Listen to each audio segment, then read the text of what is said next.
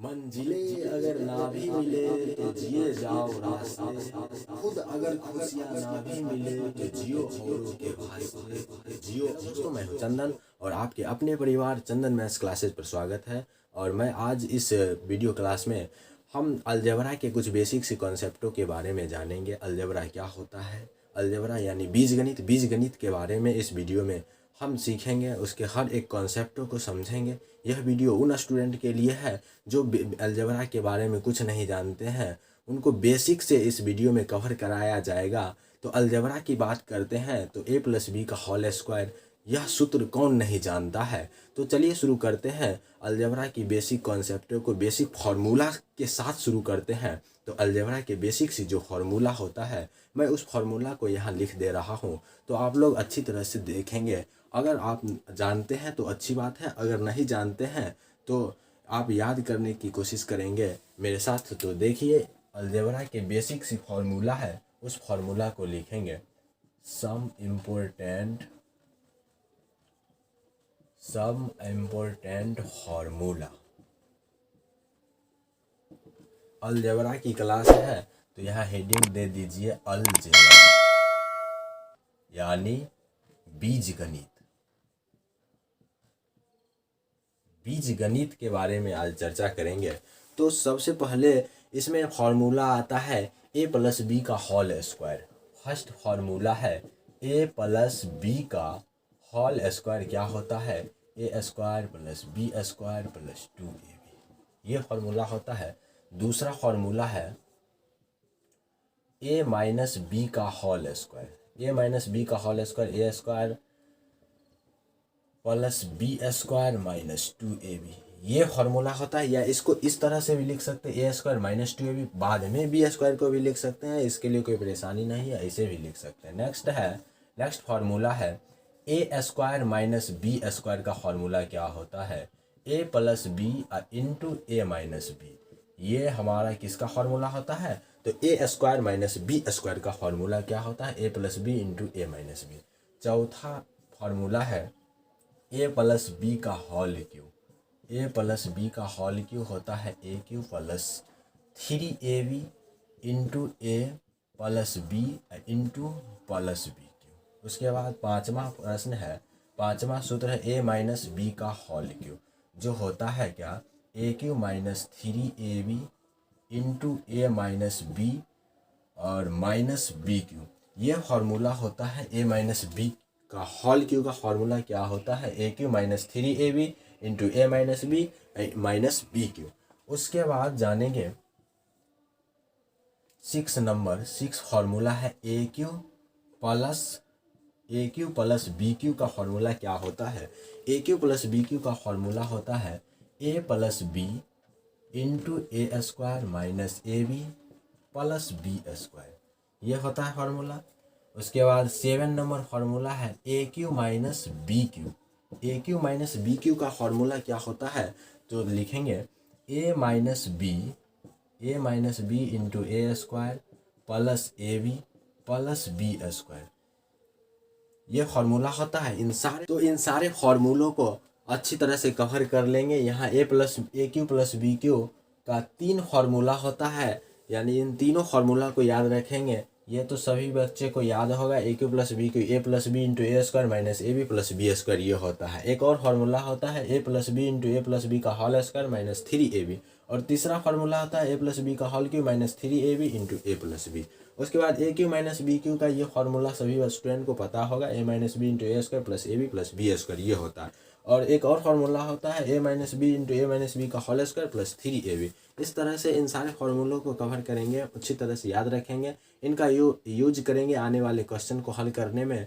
तो अच्छी तरह से आप याद कर लें, उसके बाद क्वेश्चन को हल करने में कोई परेशानी नहीं होगी। तो अगर मैं आपसे एक क्वेश्चन पूछूं अलजेब्रा पर आधारित, अगर आपसे एक क्वेश्चन पूछूं कि x प्लस वाई बराबर 5 है, तो x और y का मान ज्ञात करें, तो इसका जवाब क्या होगा। x और y का मान अनंत हो सकते हैं। अगर x का मान अगर 6 लेते हैं तो y का मान -1 लेना पड़ेगा। अगर x का मान 4 लेते हैं तो y का मान लेना पड़ेगा 1। यानी इस तरह से x और y का एग्जैक्ट मान ज्ञात करना संभव नहीं है। तो इसलिए x और y का इस एक्स और वाई का एग्जैक्ट मान ज्ञात करने के लिए एक और समीकरण की आवश्यकता होगी। यानी अगर हम यहाँ पर x माइनस वाई बराबर 3 कर देते हैं, अब यहाँ से x और y का मान ज्ञात करना संभव हो जाता है। यानी इस सवाल से हम यह निष्कर्ष निकालते हैं कि यानी एक समीकरण रहे, उससे में अगर पूछ दिया जाए x और y का मान ज्ञात करें, तो उसमें x और y का एग्जैक्ट मान नहीं ज्ञात कर सकते हैं। अगर दो समीकरण रहे, यानी इस कंक्लूजन पर पहुंचते हैं कि यानी x और y का एग्जैक्ट मान ज्ञात करने के लिए कम से कम दो समीकरण रहना आवश्यक है, रहना है, तब ही हम x और y का एग्जैक्ट मान ज्ञात की तरफ बढ़ते हैं। अब क्वेश्चन नंबर 1 स्क्रीन पर है। यदि x plus y plus z बराबर 10 तथा x minus y plus z बराबर 5 है, तो 2 into z plus x square का मान ज्ञात करें। तो इस तरह का क्वेश्चन को हल करने के लिए यहाँ 3 वेरिएबल दिए हुए हैं, यानी 3 अचर पद है। x plus y plus z बराबर 10, x minus y plus z बराबर 5, यानी एक वेरिएबल को रिप्लेस करेंगे। यानी z का मान हम अगर 0 ले लेते हैं, सपोज कीजिए सॉल्यूशन गिवन लिखने के बाद अगर हम z का मान 0 ले लेते हैं, 0 मान लेते हैं, कोई भी संख्या मान सकते हैं, 0 1 2 3 4 5 एनीथिंग, कोई भी संख्या मान सकते हैं, ये जरूरी नहीं है कि 0 ही मानेंगे। यहाँ 0 मान लिए हैं तो x प्लस वाई बराबर, इसलिए x प्लस वाई बराबर हो जाएगा 10। यानी z का मान माने हैं 0, तो x प्लस वाई का मान हो जाएगा 10। यहाँ भी z 0 करेंगे तो x माइनस वाई का वैल्यू क्या हो जाएगा, x माइनस वाई का वैल्यू 5 हो जाएगा। अब इन दोनों समीकरणों को अगर जोड़ लेते हैं तो ये y और y कट जाएगा, यानी 2x बराबर क्या हो जाएगा 15, या x बराबर 15/2 आया। तो हमसे पूछ क्या रहा है, यहाँ पर 2 into z plus x square का मान पूछ रहा है। तो लिखेंगे 2 इंटू जेड प्लस एक्स का होल स्क्वायर, यानी z का मान तो ऑलरेडी 0 माने हैं, तो 2 इंटू 0 प्लस एक्स के जगह क्या निकाले 15/2 कर लेंगे होल स्क्वायर, यानी 2 गुना 15 का स्क्वायर 225, 2 का स्क्वायर 4, यानी 2 दूना 4, यानी 225/2 हमारा फाइनल आंसर हो जाएगा। अब नेक्स्ट क्वेश्चन बोर्ड पर यहाँ है, a प्लस बी प्लस सी बराबर 7 और A cube plus B cube plus C cube minus 3ab का वैल्यू दिया है 175 है, तो A B plus B C plus C A का मान ज्ञात करें। तो इस तरह का क्वेश्चन करने के लिए यहाँ टोटल मिलाकर के दो इक्वेशन दिए हुए हैं, यानी 6 वेरिएबल है, 1 2 3 4 5 6 वेरिएबल है। इसको सबसे पहले एक वेरिएबल को रिप्लेस करते हैं। अगर c का मान अगर 0 ले लेते हैं, c का वैल्यू अगर 0 लेंगे, सपोज कीजिए सॉल्यूशन करेंगे इसका,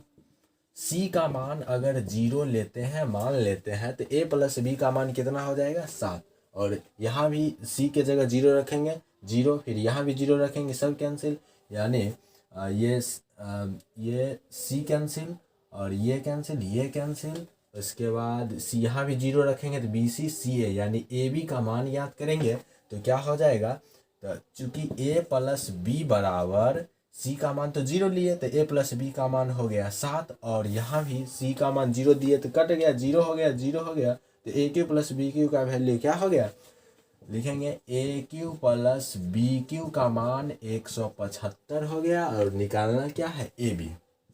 तो ए बी बराबर 1, ए बी का ही मान चाहिए, तो सब तो रिप्लेस हो गया, बचा ए बी, तो ए बी का मान याद करेंगे।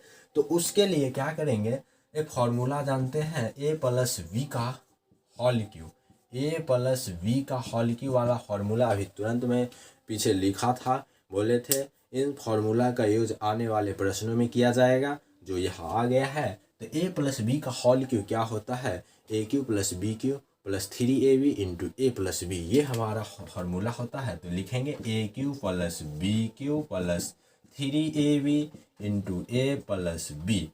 तो यहाँ पर A cube plus B cube का वैल्यू क्या दिए हुए हैं 175 रखेंगे, प्लस 3ab का मान नहीं पता है, निकालना है, और ए प्लस बी का वैल्यू 7 पता है, और ए प्लस बी का वैल्यू 7 पता है, पावर में क्यू है तो पावर में क्यू करेंगे, क्या हो जाएगा 7 का क्यू बराबर 7 का क्यू हालांकि कितना होता है 7 49 49 9 63, यानी 343 हो जाएगा 7 का क्यू, और 175 प्लस 21 AB। अब 175 को इधर ले आएंगे, 343 माइनस 175 बराबर 21 AB। 343 में से 175 जाएगा, कितना होगा, 13 में से 5 गया 8, और 13 में से 7 गया तो 6, यानी 168 बराबर 21 AB। 21 एकम 21, 21 अठे 168, इसलिए AB का वैल्यू क्या आया, 8 आया। वही AB पूछ रहा था, AB का मान याद करेंगे, जो आ गया AB का मान 8, यानी option A is the right answer. हमारा इस प्रश्न का आंसर ए हो जाएगा। नेक्स्ट क्वेश्चन नेक्स्ट क्वेश्चन, यदि a प्लस बी प्लस सी बराबर 0 हो तो a स्क्वायर बट्टा बी सी प्लस बी स्क्वायर बट्टा सी ए प्लस सी स्क्वायर बट्टा ए बी का मान याद करें। इस तरह का क्वेश्चन अगर रहे, इसमें 3 वेरिएबल है, 1 2 3, 3 वेरिएबल है, यानी एक वेरिएबल को रिप्लेस करेंगे। तो सबसे पहले यहाँ ए स्क्वायर बट्टा बी सी है, यानी बी सी को रिप्लेस करने के लिए बी और सी दोनों को मानना पड़ेगा। यानी बी को अगर 0 लेते हैं, सी को भी अगर 0 लेते हैं, तो बी सी 0, यानी ए का मान भी 0 है। यानी यहाँ पर 0 रखेंगे और बी सी को भी 0, यानी 0 बट्टा 0, इसका कोई अर्थ नहीं होता है, यानी इसलिए हम बी और सी को 0 नहीं मानेंगे। यानी अब 1 मान कर देखते हैं, बी को 1 मानते हैं 1, और सी को भी 1 मान लेते हैं, 1 हो जाएगा, यानी ए स्क्वायर बट्टा 1 हो जाएगा। यानी बी और सी को 1 मान सकते हैं। तो बी एंड सी को अगर 1 मान लेते हैं तो वैल्यू -2 हो जाएगा। ए का वैल्यू यहाँ 1 प्लस 1, 1 1 2 होगा। इस 2 को बराबर को उस साइड ले जाएंगे तो ए का वैल्यू -2 होगा। जहाँ जहाँ ए है वहाँ वहाँ 2 का स्क्वायर करेंगे, -2 का स्क्वायर 4।